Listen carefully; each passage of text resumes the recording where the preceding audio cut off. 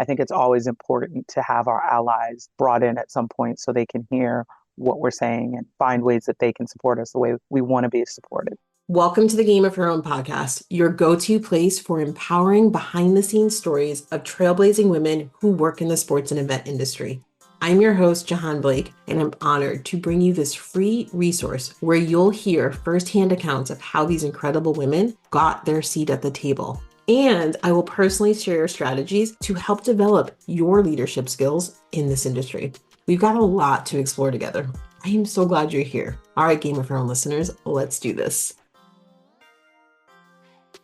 Clara Stroude-Vazquez, Chief of Culture and Inclusion for the Miami Heat. Welcome to the Game of Her Own podcast. Thank you for having me. Of course. Okay. So we were brought together in a unique way. We were brought together by Everything in Sport Women's Edition Conference. You were a speaker, and I am their media partner doing some behind the scene interviews of different speakers. So what I'd love to hear, and it's so cool that the conference was, for everyone who's listening, the conference was this past Friday on Women's International Day. So like, what a great day to host a conference focused on us, women in sports. So I'd love for you to share with everybody your experience. What role did you play? How was the conference? What was it like?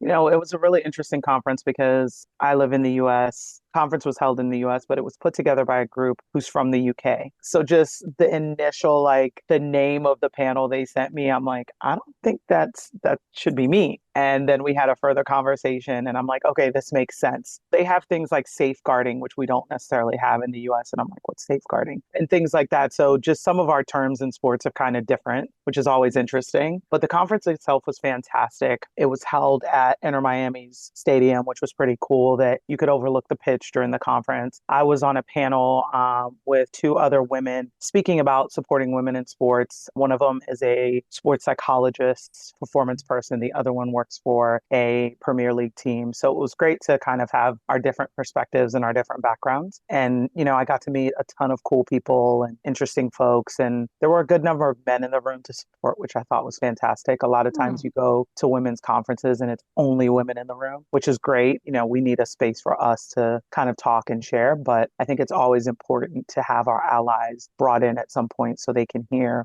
what we're saying and find ways that they can support us the way we want to be supported.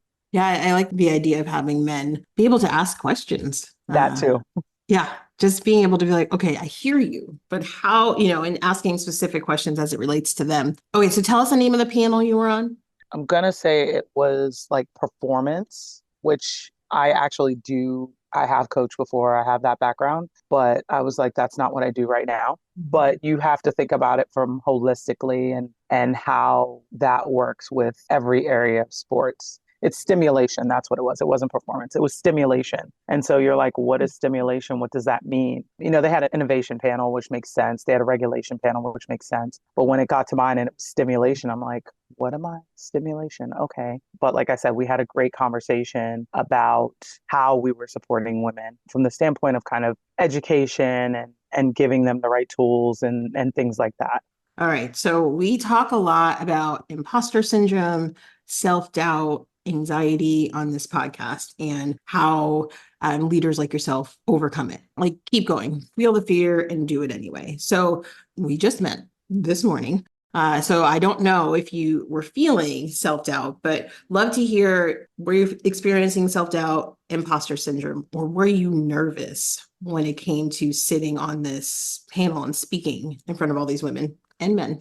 I mean, I'm always nervous speaking in front of people. I try to not let it show. And I think if you're not nervous, you're not doing it right. In my free time, I'm a vocalist. My husband's actually also a drummer. And so both of us talk about that butterfly fear that you need to have before you perform. If it's not there, 9 times out of 10, you have gotten like cocky or, something where your performance doesn't end up coming out the way it's supposed to. So a lot of times when people are like, are you nervous? I'm like, yeah, but I just kind of am used to that nervousness of getting up in front of people and hoping it goes well. I think in terms of imposter syndrome, my friend has this thought that imposter syndrome doesn't really exist, in a sense that she's like, what are we feeling an imposter of? She's like, is it the standard set by males in society, or how does their standard apply to us? And I'm like, I get it. And in a sense, I kind of agree. But I think we all feel that sometimes where it's like, for me, I'm always like, why do people want to hear from me? You know, when I'm asked to speak on a panel or something like that, I'm like, well, why do you want to hear from me? Sometimes it's hard to wrap your brain around people actually wanting to hear what you have to say. Because as a woman, sometimes you fight a lot for people to hear what you have to say. And Yeah. so when you get to that point when people want to actually hear it, you're like, do you want to hear from me? Never wanted to Yeah. hear from me before. Yeah. And so it's funny because I have a mentee who's a former student of mine, and he came to the event. And so afterwards, he sent me a video of a clip of me speaking on the panel. And I said, "That's great. I hate hearing the sound of my own voice." And he goes, "What do you mean?" And I said, "I don't like hearing the sound of my own voice." And he's like, "What do you want to sound like?" I said, "I don't necessarily want to sound like anything. I just don't like hearing the sound of my own voice." And he's like, "Your voice is perfect. You were dropping gems." And Mm, so that's such a like validation of what I do have to say is important. And I should say yeah. it. Even Yeah. if I think I don't belong in this room, even if I think, well, why do they want to hear from me? I do have validity in that, you know, I am saying things that are worthwhile and I do have experience. And if I was a man with this experience, I don't think I would be uncomfortable leaning into my experience, Mhm. or as uncomfortable as I am now. So, yeah. Yeah, it's funny that we always have that. I don't know, I'm not gonna speak for everybody, but I have that first feeling of like, oh, okay, you want me to do this. Are you sure? Even if I pitch somebody, that to me is wild. So I have the confidence to pitch, and then it's time to deliver. And I'm like, wait, is this me? And I have never, ever had a time that I've delivered something when someone said that was horrible. I wish we never hired you. You did not Exactly. deliver on what? Now, there have been times when people are like, oh, I wish you talked a little bit more about this. Sure, great. Give me a little bit of feedback. That's great because we need that. But I don't want to put this person on the spot, so I'll call, a friend. I won't say her name, but she was like, I don't want to speak. I don't want to get up there. I'm so nervous. And I was like, okay, what's the worst that's going to happen? I don't know. I might sound like a complete idiot. They think that I don't know what I'm doing and I die. And I was like, whoa. And we're talking a senior level person. But Why do we there, always go to that like way worse case scenario? Like the building's gonna blow up and I'm gonna die. And you're like, the chances of that happening are 1 in a billion. yes, my husband always says that to me. He's like, why do you go to doomsday scenario immediately? And I was like, I honestly do not know why I do that. Like, I don't know. And this person, same thing. She just went really far. And I was like, okay, let's just reel it back in. Now, this person isn't used to speaking, but that does happen a lot. A lot of times people are on panels. They're like, I don't speak in public a Yeah. lot. I'm going to take this opportunity because I'm honored. But then when it gets there, but back to what you said, what did you call it? The butterflies, Yeah. having that. It's that Yeah. butterflies in your stomach, that nervousness, that like dry mouth, all of those things that you get right before you speak. And, Mhm. my boss is always like, you just seem so natural when you're doing it. I'm like, girl, do you not know that before I do anything, sometimes, like if I'm driving somewhere, I have whatever hype music in my car to get me like pumped up and ready to go. Or if I'm doing something virtually at home, I may be screaming and running around my living room to get prepped for this. Like it's not easy, but we have to lean into that uncomfortable feeling. We have to get comfortable with being uncomfortable. And I think Mm. that's the important part of it for this. Yes, amen to that. Getting comfortable with being uncomfortable. As an ambitious introvert with like a little bit of shyness, like I live by that. Like I live by that motto. I like that title, ambitious introvert. Yeah, that is me. So tell us, all right, 20 years with the Miami Heat. That's some dedication right there. And I imagine that dedication and loyalty is a two-way street. Otherwise, you wouldn't be there. So you're in this organization, you start as an intern, and now you're in the C-suite. I know it's difficult to sum up 20 years in, a 30-minute podcast, but talk about what it was like to advocate for yourself. And I guess specifically what I'm looking for is we talk a lot on this podcast and with my clients, and my messaging is you can't just show up to work as an intern one day and do everything you're supposed to and not advocate for yourself and not ask for what you want and think that you're just going to naturally get to the next level. There's a lot of nuance in between each promotion. So I'd love to hear about your experience. I mean, I work for an absolutely amazing organization. Mhm. Of course, I love it here, and that's why I'm here. And, environment kind of allots for a lot of things. And so when I started as an intern, I tell people my plan wasn't to stay here. Like, this was just an experience I was getting to really learn. I didn't want to work in professional sports necessarily. I actually wanted to work in more of like collegiate and the Parks and Rec kind of side Mhm. of sports and recreation. And so I had an experience that wasn't what I thought it was going to be. And it kind of changed my mindset on what my career trajectory was going to be. So I went to a professor of mine and I said, listen, I want to try professional sports. I know it's a thing. I was in grad school. A lot of my classmates were like clawing each other's eyes out for internships with professional sports. And I'm just like, I mean, what college team wants to hire me? I mean, Yeah. what Parks and Recs want to hire me? And so he had a contact here. And I think I definitely had to advocate for myself, but I also had people along the way who were amazing mentors and sponsors. And if it wasn't for them in the beginning, I don't think I would have gotten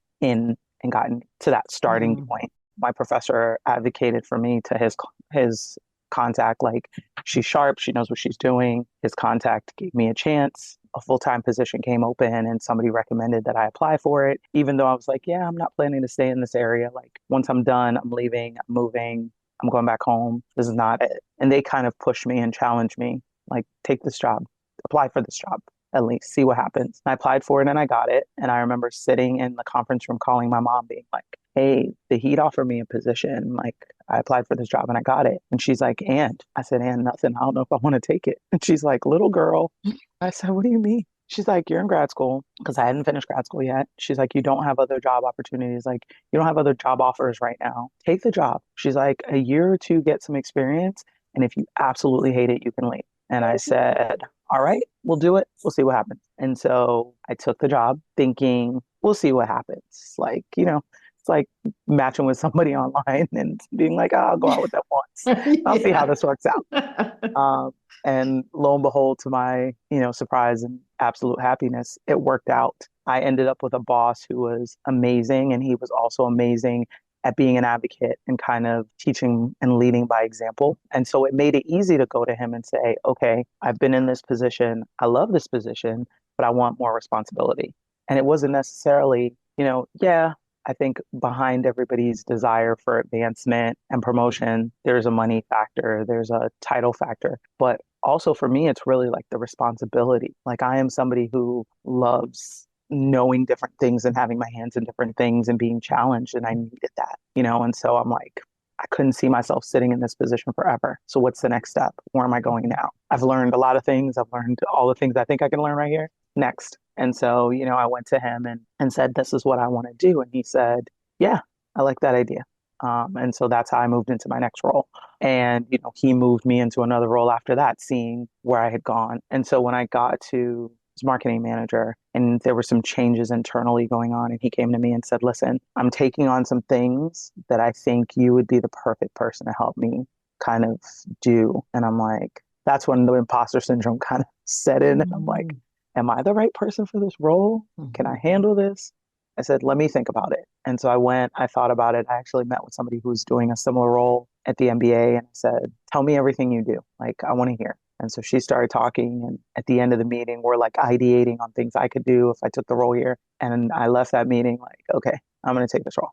This is it. When I got into that role, I had a few people say to me, I couldn't think of anybody else that would be good for this. Like, you're the perfect person for this. And that was kind of surprising to me too, because sometimes I don't think we realize how well the people we work with know our strengths and weaknesses. Like they see things in us we don't necessarily see in ourselves. And, I think that harkens back to the first, my first full-time position when that person was like, you would be good for this job. You should apply for it. I just think sometimes we don't realize like people are seeing things in us that you may not see in yourself or you may not be confident in terms of this imposter syndrome thing. And so I took this role and I went into it with excitement, like just ready to kind of change the world. And then the pandemic happened.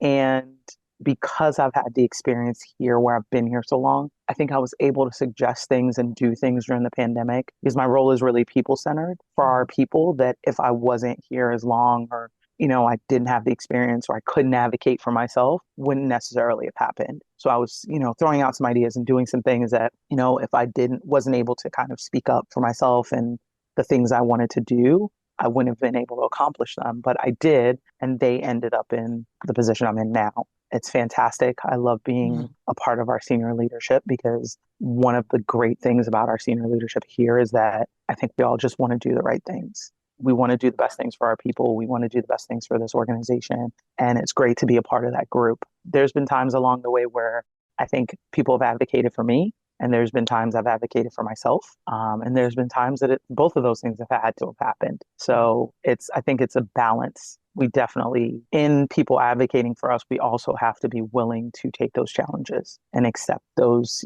pushes and things like that. This new role, so if I'm hearing you correctly, you were in marketing Correct. area, and what was the title, your new title that you So I transitioned went from into? marketing manager to director of culture, director of heat culture. And then I went from Okay. director of heat culture to chief of culture and inclusion. Okay. Okay. So I love that.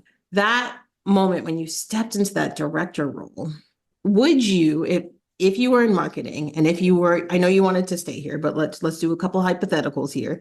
Yeah. If you were like, oh, I'm going to look for other jobs, and you kind of felt like that might be a role for you, director of culture, would you have applied for that externally somewhere? At a previous time, probably not. Maybe at that time I might have, but I'll put it this way. Thinking about imposter syndrome, studies show that women only apply for 100% of the jobs we're qualified for. So I probably wouldn't have because I would have looked at all the check boxes on there and said, oh, I don't have this experience. I haven't done this. I don't necessarily know this. So yeah, I don't know if I would have applied for that somewhere else at that point or even earlier in my career, just because while I do have, some experiences that kind of lend themselves to that role, I don't know if I would have made that connection previously or if I would have said like, yeah, I'm confident in my ability to advocate for myself and say like, I can do this role. Did you have an approach to how you were going to sort of, I don't know if there was a gap, but bridge that gap from, transitioning into a completely new department? Education. I'm a big proponent. I'm actually an adjunct professor, and I tell my students, like, once you leave these four walls, learning doesn't stop. So for me, I'm a big proponent of learning however you learn, because we all learn differently. So whether it's podcast, whether it's taking courses, whether it's reading a book, I'm definitely a proponent of learning. I don't know everything. I am not the smartest person in the room necessarily, but if I don't have the answer, I don't know it, I'm going to go find it. So when I transitioned into this role, one of the things I did was learn and take a course. And it benefited me just in terms of DE&I analytics strategy, like principles, foundations, things like that, just learning that important for me. Some of it I felt like, oh, this is common sense. I know this. But just having it all laid out and taking this course really helped me. Yeah. And I'm constantly like going to conferences and learning from different people and seeing what trends are. So that's what helps. And I think if I could tell my younger self anything about jobs and applying for jobs, or any woman who is looking at a role saying, oh, I'm not 100% qualified for this. If you have the main things for that role, you can learn the rest. And if you're hungry and willing to learn, companies will benefit from that because most places don't want people who, how we've always done it is not an answer ever. Like, we're doing this because this is how we've always done it. So companies are looking for people with fresh ideas. And I think that comes from learning and education a lot of times. Hey, Game of Thrones listeners, Jahaan popping in here. Do you ever feel overlooked at work or perhaps unsure how to advocate for yourself? You are not alone. And it's exactly why I've created a free training called Empower Your Career, Mastering the Art of Self-Advocacy for Promotion and Raises. In this training, I will teach you tactics like how to have meaningful interactions with your leadership team, how to increase your confidence, and there's so much more. You'll walk away with the tools to confidently seize control of your career growth. So what do you think? Are you ready to stop being overlooked and start being noticed? If you are, the link to sign up is in the show notes. Let's elevate your career together. All right, let's get back to the episode. Okay, you said this, and now I can't help but ask this question because I feel like I have a lot of clients, and I know there's a lot of women who face this challenge of we have always done it this way. What's just one piece of advice you would give when someone's up against what I like to call, and I affectionately, the dinosaurs of an organization, and when they say stuff like that, because a lot of times you look up to that person. And then they say, we've always done it this way. There's no need to change it. Is there any advice you would give for how to approach that? I think my advice is two-pronged. One, you cannot underestimate the value of relationships in businesses and organizations. You have to build relationships and find those people who will advocate and have your back and kind of hear your ideas, right? Two, Rome wasn't built in a day. So sometimes changes need to be small. You have to kind of know the people you're working with, know your organization, know what their appetite is to make those changes. Sometimes it feels like, oh, I know a lot of times I have chats with friends about the same thing and they're like, oh, I just feel like I'm not getting anything done. And I'm like, the small changes, the small movements, the small, whatever will affect change over time where you'll look back to where you got to and you're like, oh, I can't believe we actually got here. But depending on the organization you're in, they may not be ready for such a big swing. I think also data is so important. A lot of times, us dinosaurs, data and kind of having facts and figures behind it really helps. And Mhm. so, it's one thing to say like this is the right thing to do, but it's another thing to show how it's going to affect change on the business and how it's going to grow the business and how it's going to like impact the bottom line. Coming with those facts and figures, building those relationships, and slowly but surely, my mom always used to say, "We're West Indian," so I'm gonna say this in my best non-West Indian accent. She's like, "Where horse reach, donkey gonna reach," because horses are fast. They sprint. They're down the straightaway. Donkeys plod along. Sometimes they take a little left turn. Blah blah blah. But eventually they will get down that straightaway. It won't be as quick, Mhm. but slowly but surely they'll get there. And so a lot of times you have to think like it's a marathon, not a sprint. Yeah, I think that's great advice. And it's really funny. As I said, you started talking about it, I was like, oh, shoot, I've been in this business for 22 years. I guess I'm there too. I'm the dinosaur. You don't even realize it. I remember somebody said it to me. He's been in the business for like 45 years. And he's like, Jahaan, it's time. I'm a dinosaur. It's time to let other people, just run with things. Mhm. But that was his motto, actually, like his entire career, even when he was at the 20-year mark, Yeah. to listen to others, because that's how he was successful and how he was in the C-suite, Yeah. which is great. And I think as leaders, we have to do that.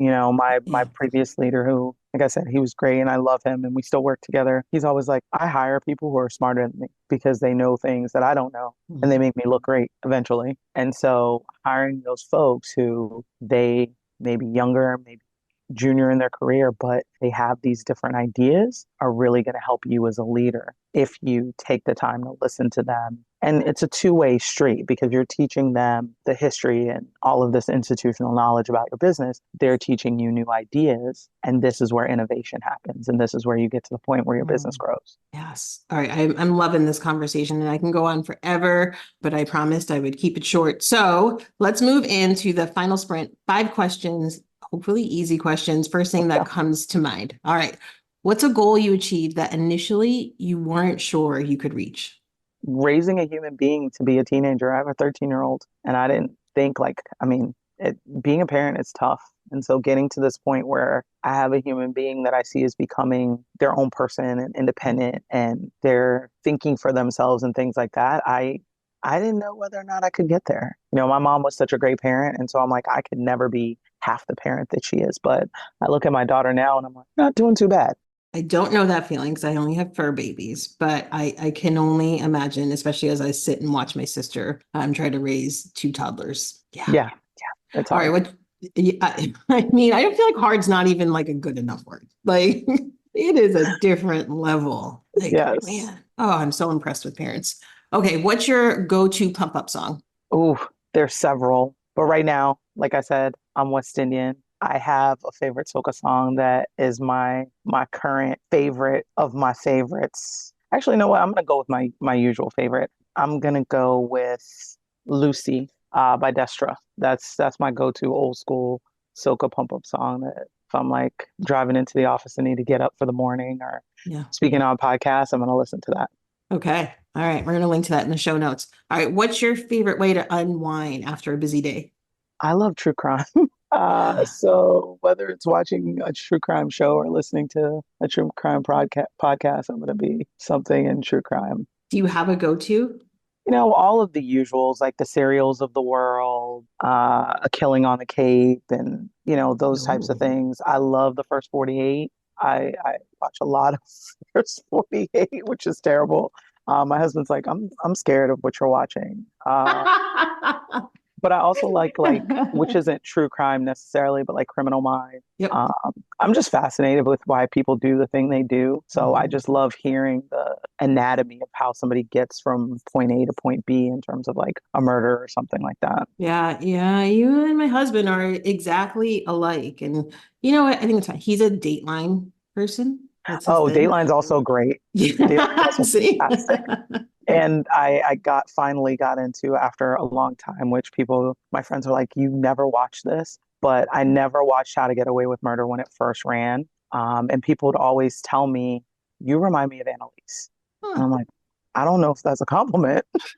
Um, they're like, you're a cross between Annalise and what's her name from Scandal.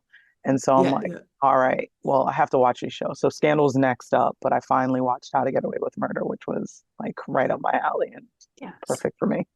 Well, you're gonna love Scandal, and I feel like your husband and I should not be worried unless you and my husband start taking notes while you're watching these shows. Exactly, exactly. Then we have a problem. I'm like, I won't live it out. I just want to know. What's one thing that always makes you laugh out loud? My husband, he Oh, knows how to make me laugh and like bring me out of a funk, which is great.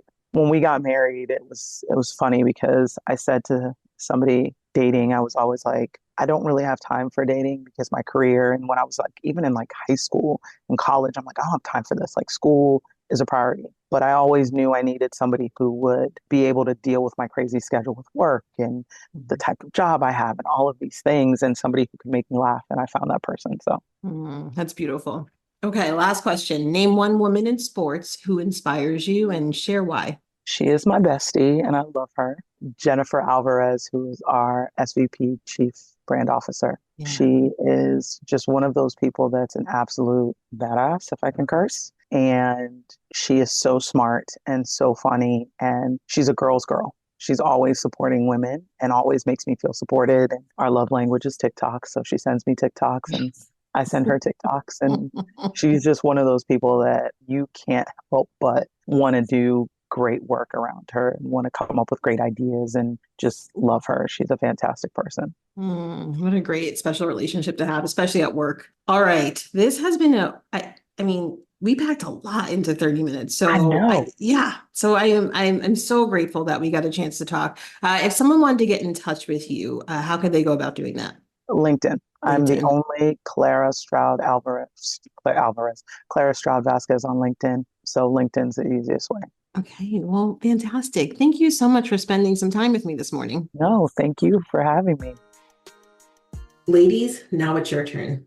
I want you to take action on what you heard today.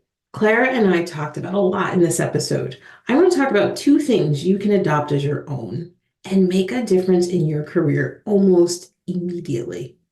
The first one, isn't it incredible how Clara transitioned from being a marketing manager to a director of culture? Two roles that couldn't be more different. Now, it's natural to wonder, could I make such a leap? Could I step into a completely different department? Do I have that experience? We often question our qualifications, and as Clara pointed out, women in particular often hesitate to apply for roles unless they meet every single qualification. Do you have a dream job in sight? One that excites you, but also makes you a little nervous because it's in a territory you've never explored before? Are you contemplating a career pivot? If so, I want you to let Clara's journey inspire you. Promise you, you can do this. The key here is to take action. Don't let fear hold you back. Because the truth is, when we look back, it's not the risk that we regret, it's the opportunities that we let pass us by. So, ladies, remember this. We don't need to tick off 100% of the qualifications when we apply for a job. Men often pursue opportunities based on their potential in that role, while women tend to hold back. So it is time that we change that narrative. It starts with us. And this is not just in our industry, this is across the board.